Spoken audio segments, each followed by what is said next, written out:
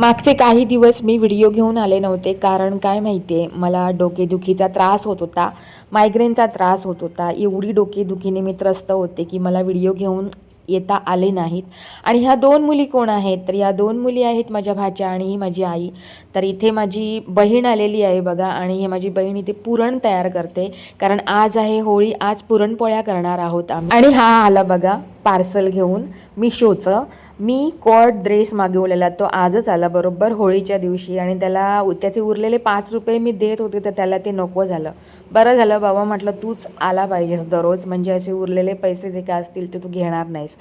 आणि पार्सल आल्यावर असं काय टीनाला आमच्या वाटतं की काय आणलं आहे, मावशीने काय मागवलं आहे आणि काय नाही.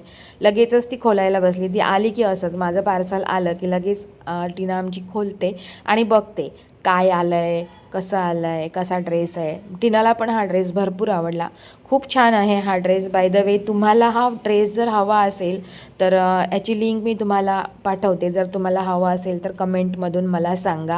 खूप छान आहे हा ड्रेस, आणि प्युअर कॉटन आहे मेन म्हणजे, आणि किमतीच्या मनाने खरोखरच मस्त आहे. आणि टीनाला हवा झाला आहे असाच माझ्या मापाचा पण मागव म्हणून तिने मला सांगितले. आणि हे माझ्या मागून बघा, हे काय कुठे घेऊन चाललेत काठी, काय बघूया चला. मुलांना घेऊन हे इकडे चिकू काढायला आलेत.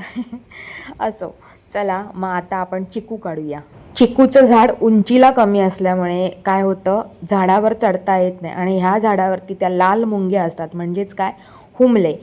मालवणी भाषेमध्ये आम्ही त्यांना हुमले असं म्हणतो. थोडेसे असे मोठे असतात ते मुंगळे, आणि झाडावर जो कोण चढत ना त्याच्या अंगावर ते चढतात आणि भरपूर ते का चावतात. त्याच्यामुळे भरपूर त्रास होता, अगदी त्याची वाटच लागतं झाडावर चढलेल्या माणसाची. त्यामुळे आम्ही काय करतो, भिंतीला आम्ही शिडी लावतो आणि शिडीवरती चढून घळाने आम्ही चिकू काढतो. चिकू काढायचा घळ वेगळा, आंबे काढायचा घळ वेगळा, प्रत्येक वस्तू काढायचे घळ वेगळे. तसा आमचा चिकू काढायचा वेगळा घळ आहे. चिकूचं हे झाड ना अगदी 12 वर्षापूर्वी माझ्या बाबांनी लावून घेतलेलं. त्यावेळी माझ्या बाबांनी मेहनत घेतलेली, म्हणून बाबांची आता नातवंडही छानपैकी चिकू खाऊ शकतात.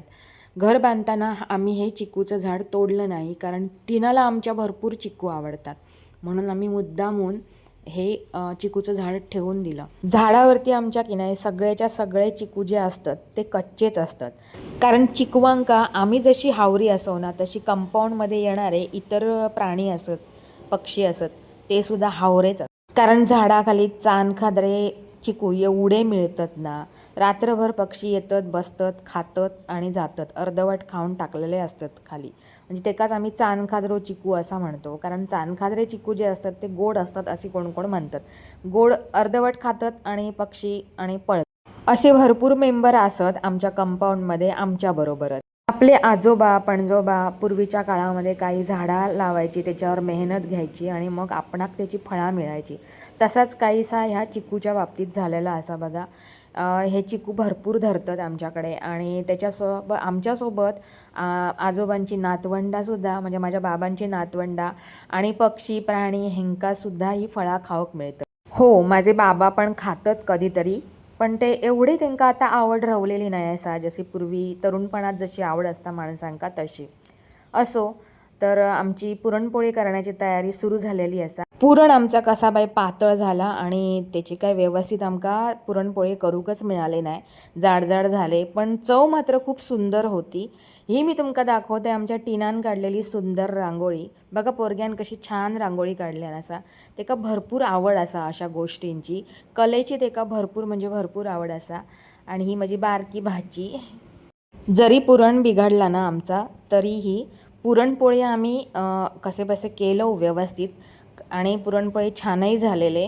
थोडीशी जाड झाले, त्याचं काय नाईलाज होतो आमका, कारण आता केलं खरा एवढा बरा पुरण केलं, त्याचा करायचा काय, शेवटी आम्ही पुरणपोळी मग केलं.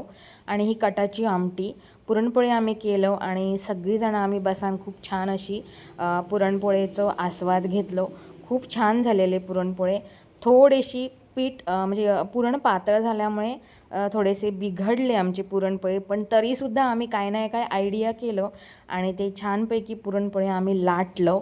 जवळजवळ 2 दिवस मी ते पुरणपोळी करून करून खात होतं, कारण करणार काय, एकदम सगळे होणं शक्य नाही होता, कारण 1 किलो डाळीचे आम्ही पुरणपोळे केलेलं. आमच्या घरात पुरणपोळ्या सगळ्यांना आवडतात, तसंच टीना नुपीला पण भरपूर पुरणपोळ्या आवडतात.